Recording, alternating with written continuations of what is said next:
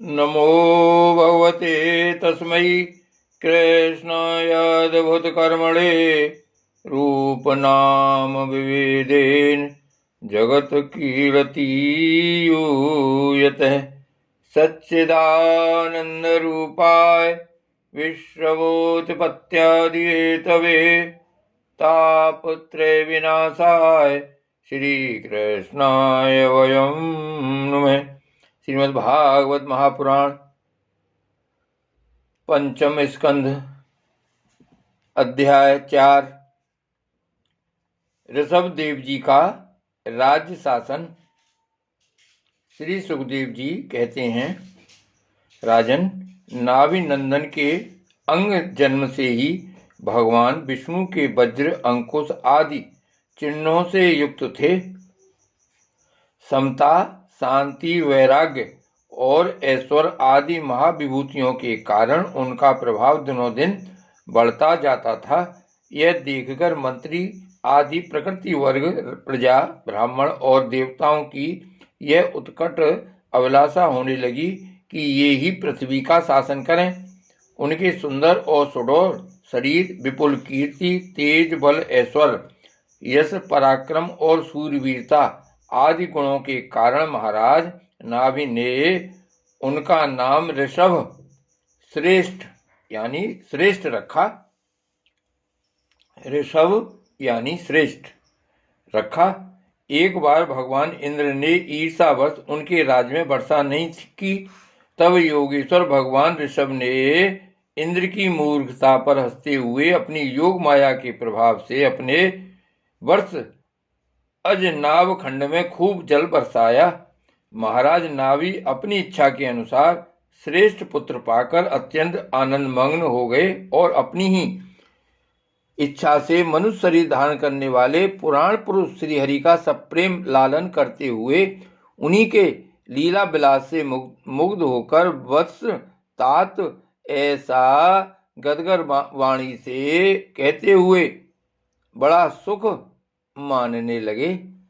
जब उन्होंने देखा कि मंत्रिमंडल, नागरिक और राष्ट्र की जनता ऋषभ देव से बहुत प्रेम करती है, तो उन्होंने उन्हें धर्म मर्यादा की रक्षा के लिए राजाभिषिक्त करके ब्राह्मणों की देख रेख में छोड़ दिया। आप अपनी पत्नी मेरु देवी के सहित भद्रका आश्रम को चले गए। वहां अहिंसा वृत्ति से, जिससे किसी को उद्वेग न हो, ऐसी कौशलपूर्ण तपस्या और समाधि योग के द्वारा भगवान वासुदेव के नर नारायण रूप की आराधना करते हुए समय आने पर उन्हीं के स्वरूप में लीन हो गए।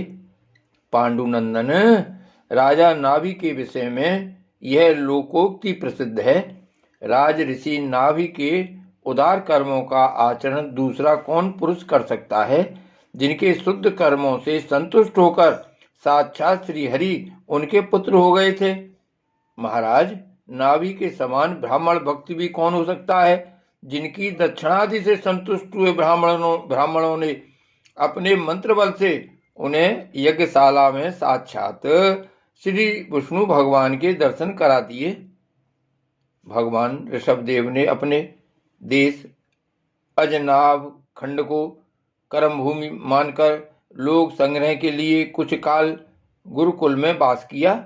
गुरुदेव को यथोचित दक्षिणा देकर गृहस्थ में प्रवेश करने के लिए उनकी आज्ञा ली। फिर लोगों को गृहस्थ धर्म की शिक्षा देने के लिए देवराज इंद्र की दी हुई उनकी कन्या जयंती से विवाह किया तथा श्रोत्र स्मार्त दोनों प्रकार के शास्त्रोपदिष्ट कर्मों का आचरण करते हुए उसके गर्भ से अपने ही समान गुण वाले 100 पुत्र उत्पन्न किए।